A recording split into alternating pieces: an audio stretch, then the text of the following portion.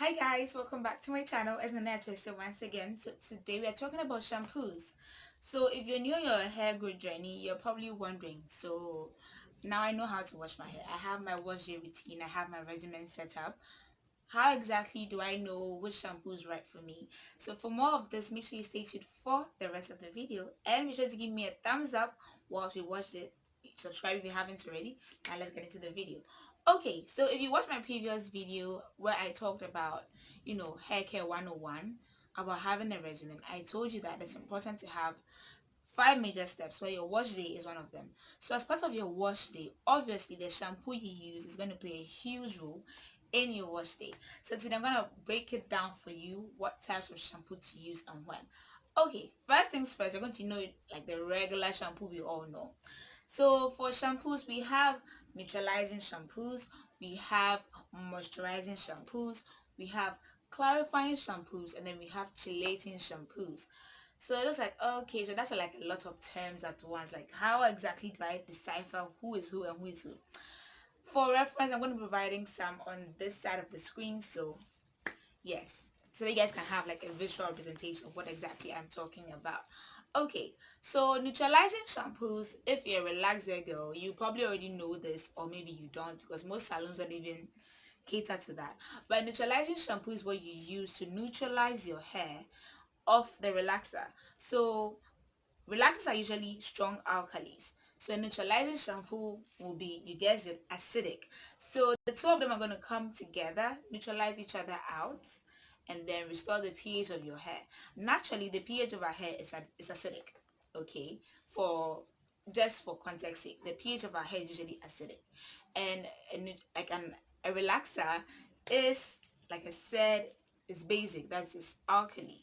So an acidic shampoo would react with the alkali base to form salt and water. This is taking me back to neutralization in chemistry. Anyway, so when the two of them react, it's supposed to neutralize it out of your hair. But the reason why usually neutralizing shampoos have a higher pH, or should I say rather a lower pH, is because like I said, the pH of our hair is acidic, so it's supposed to come interact with it and then restore the pH of your hair. That is why some people even buy pH, restoring shampoos like the Rook's porosity control and all that. Like I said, I'm going to be linking all those things on this side of the screen so you guys can have like some examples. So initializing shampoo is used after a relaxer is applied to your hair or any form of chemical process goes on your hair.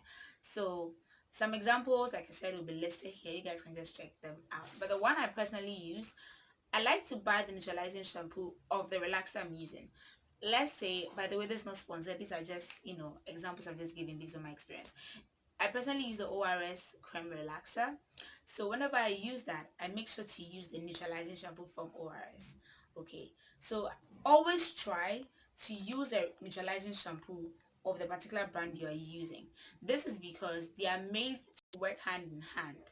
Okay, so moving on to moisturizing shampoos. So moisturizing shampoos are supposed to be regular shampoos, okay, for cleansing your hair, but they usually are infused with natural oils and stuff like that so that it doesn't strip your hair of all the moisture. Now this brings us to, sulfate shampoos versus sulfate free shampoos. There are some sulfate shampoos which can be still moisturizing, and there are some sulfate free shampoos which are still clarifying or moisturizing.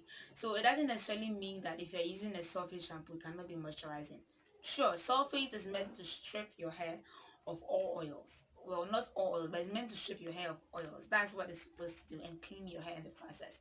So most of the time people tend to stay away from sulfate shampoos when they want a moisturizing shampoo. But yes, there are brands that are moisturizing, that are, even though they are sulfate, they are still moisturizing, that you can use to moisturize your hair, that are moisturizing shampoos. So we've done neutralizing, we've done moisturizing. So you have to go on to the next one, which is clarifying shampoos.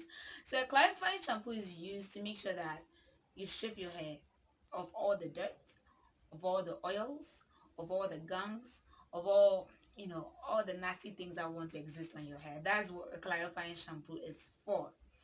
Now, this is not to be confused with a chelating shampoo, which I'm about to talk about. But some clarifying shampoos can sometimes act as chelating shampoos. There are some that are marketed to, take care of both, but they are very different. Clarifying shampoos usually target oil and dirt. That is their main purpose in life. That is what they come to do in your hair. They target the oils and then the dirt in your hair and on your scalp to make sure they strip it of it, and then you have a clean scalp and a clean hair. Which brings me to chelating shampoos. Chelating shampoos, on the other hand, have an extra boost. Okay, so they attack the mineral deposits on your hair. So when you constantly use relaxers, products, when you have product buildup, like when you're using a couple of things, okay, that have natural mineral salts in your hair, with time they tend to build up. Whether you have natural hair, whether you have relaxed hair, whether you have text lax hair, this applies across the board. As you use products and certain things in your hair, sometimes they tend to build up because most of them are not water soluble, especially if you have silicones and then mineral salts in them. They tend to build up with time. So what a chelating shampoo does is that it comes to cancel out the positive charge of that particular mineral salt. Okay, again back to chemistry, but it comes to cancel it out and hence strip it off of your hair. So let's say I'm going to use myself as an example. Okay, because I relax my hair, my relaxer is made from calcium hydroxide. Okay, so with time there will be some calcium deposits in my hair. Also, if I'm using hard water, if maybe the water in my area is hard water and not soft water, with time there's going to be some mineral deposits in my hair. So what a chelating shampoo does is that it's going to come, bind itself to the positive charge of the calcium or whatever other mineral is in my hair, and then tell it that, Charlie, we have to leave, and then have it wash it away. So that's what a chelating shampoo does.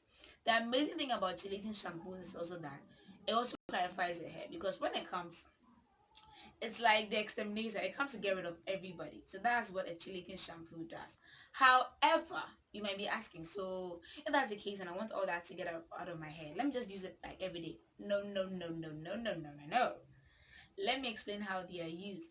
So a neutralizing shampoo is best used every time you relax your hair, or you go through a chemical process, like you dye your hair or you have a color rinse or you bleach your hair. It's always best to neutralize your hair because it stops the action of whatever chemical you put in your hair, whether it's a dye or the relaxer. So you always have to neutralize your hair when you apply relaxer to your hair.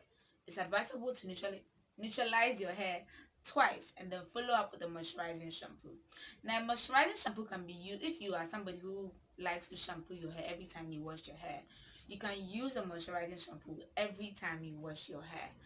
The clarifying shampoo is best to use once a month. Okay? Once a month is best to clarify your hair. Make sure you have a proper wash. Also, if you're somebody who doesn't use shampoos often, you like to co-wash a lot, at least try and clarify your hair once a month. It's for the benefit of yourself, your scalp, your hair. All of them will be very happy that you are taking care of that. And a chelating shampoo also can be used once a month or once every other month. So if you clarify your hair this month, maybe the following month, instead of clarifying, you can chelate your hair. Or after you relax your hair, okay, that month after you relax your hair, your your third wash day after you relax your hair, you chelate your hair to make sure that the calcium deposits are not, having a party in your hair. You can chelate your hair. This helps to prevent product buildup and cause breakage in your hair. Okay, so those are, I think I've touched on all. Neutralizing, moisturizing, clarifying, and chelating. So these are how to use the various shampoos.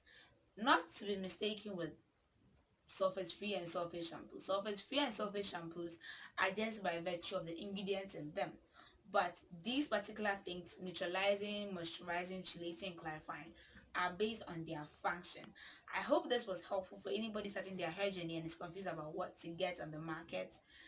Hope this serves as a guide for you.